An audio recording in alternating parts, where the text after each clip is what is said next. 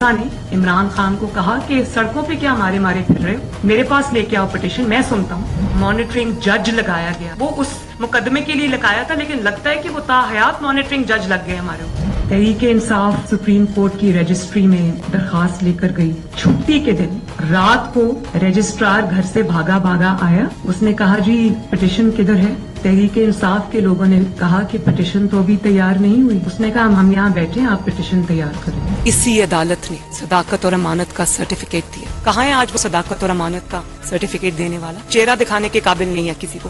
جب بیل کا فیصلہ ہونے والا ہوتا تھا، جیل میں اس دن خبر ملتی تھی کہ 3 ہفتوں کے لیے بینچ ڈیزالو ہو گیا، نیا بینچ، یا کوئی جج چھٹی پہ چلا گیا، جاتا نہیں تھا، بھیجا جاتا۔ قاضی فائز عیسیٰ صاحب کے معاملے میں مائی لارڈ شپ سے یہ پوچھنا چاہتے ہیں کہ وہ آپ کے بردر جج تھے نا، آپ نے کیا کیا؟ تو جسٹس عظمت سعید صاحب جو ہیں ان کو کون نہیں جانتا کہ کتنی انہوں نے نیک نامی کمائی تھی، اور انہوں نے جس طرح سے پرسنلی ذاتی طور پہ اثر انداز ہو کر انہوں نے جے آئی ٹی بنوائی، انہوں نے واٹس ایپ کالز کی، منتخب وزیر اعظم کے خلاف سازش تھی، اس میں وہ بہت بڑا اس کا حصہ تھے، اس کے کرتا دھرتا تھے۔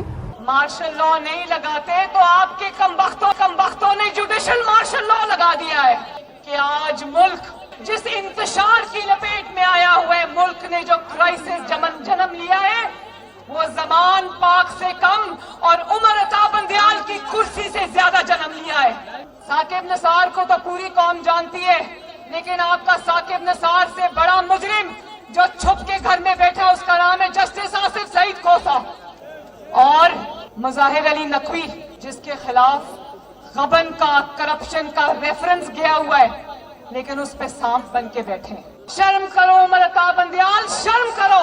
یہ جج صاحبان حکومت سے بھرے بیٹھے ہیں، لیکن جنہوں نے احتساب کو انتقام بنایا، اس احتساب کا بھی احتساب ہوگا ہی۔ وہ کون سے لوگ ہیں بھائی نواز شریف کو جنہوں نے نائن کیا ہے؟ ان کا حساب ہونا چاہیے یا نہیں ہونا چاہیے؟ منصفوں سے جنہوں نے ناانصافی کی، اور جب سوال پوچھا جائے تو توہین عدالت کے پیچھے چھپ جائیں۔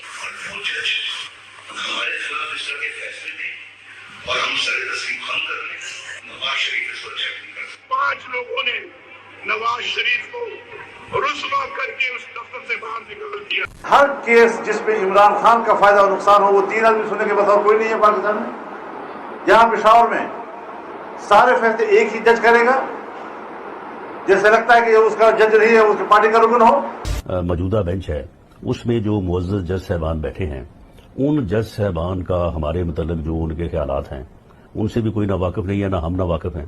اور اس کے بعد ہر وہ کیس جس کا فیصلہ ہمارے خلاف آنا ہو، اس بینچ کا جو ہے وہ وہی حصہ ہوتے ہیں۔ جب بینچ بنا تب سے لے کر آج تک کے فیصلے تک انصاف ہوتا ہوا نظر نہیں آ رہا تھا۔ اپنے ایک شخص کی وجہ سے آج آئین کی تشریح کو میں فرق ڈالا جا رہا ہے، اپنی مرضی سے آئین کی تشریح کی جا رہی ہے۔ فل کورٹ اس لیے نہیں بنایا گیا کہ اگر فل کورٹ بن جاتی تو آج کا فیصلہ مختلف ہوتا۔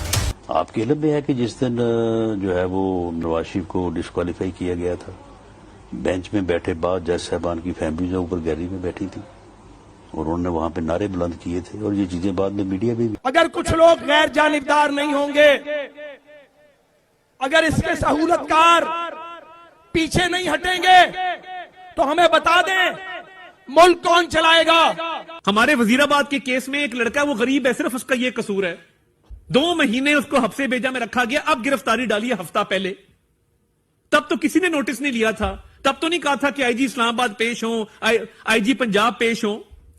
تو اب کون سی قیامت آ گئی ہے کہ دونوں آئی جیز کو طلب کر لیا گیا؟ کورٹ اداروں میں بیٹھے لوگ کیا گل کھلا رہے ہیں، کیا تماشا کر رہے ہیں، یہ ہے ریاستی دہشت گردی جس کو چھپایا جا رہا ہے۔